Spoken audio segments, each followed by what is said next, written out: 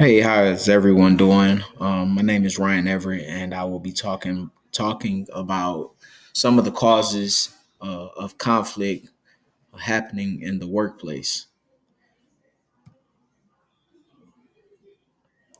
So, as you can see, I listed some of the factors.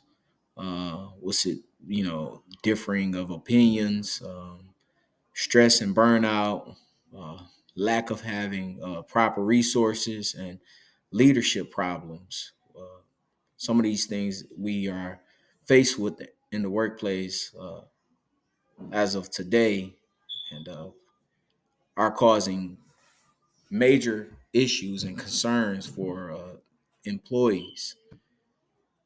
So when we go to differing of opinions, this can cause disagreements, leading to arguments and creating a more negative work environment.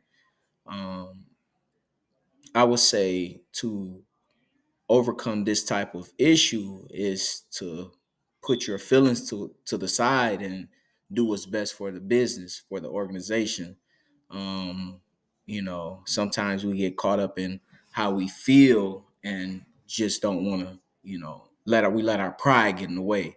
So sometimes it's best to just talk it out. And if y'all can't come to some type of resolution, that's when management should step in and figure out what's going on. The common goal should be for the company to be successful and thrive. There should only be one goal here. So stress and burnout, this is something I see in, especially, in today's society, and being in law enforcement, I see it quite often. So this can result from several different issues. Um, One thing I would say is we must prioritize our self care. We have to do what we like to do off duty, long as it's legal, of course. But um, you know, just putting yourself first, whether that's going bowling, uh, traveling, spending time with the family, whatever is necessary to overcome, you know, this type of issue. Uh, so yeah, that's it with that. Insufficient resources. So um, it can be very difficult to work for an organization that lack proper resources. Um, this can create a dissatisfaction, and sort of like give the employee a feeling of being undervalued.